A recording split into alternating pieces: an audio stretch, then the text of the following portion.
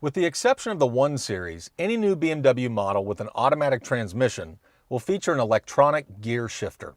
To see how this operates, we'll be using a 3 Series sedan. This is the electronic gear shifter. You'll notice a diagram of the transmission settings on its face. Once the vehicle is started, you'll automatically be in park.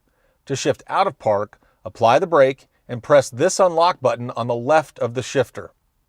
To select neutral, press forward past the point of resistance 1 time. To engage reverse, press forward past the point of resistance a 2nd time. Conversely, to select drive from the park position, pull back on the gear shifter past the point of resistance.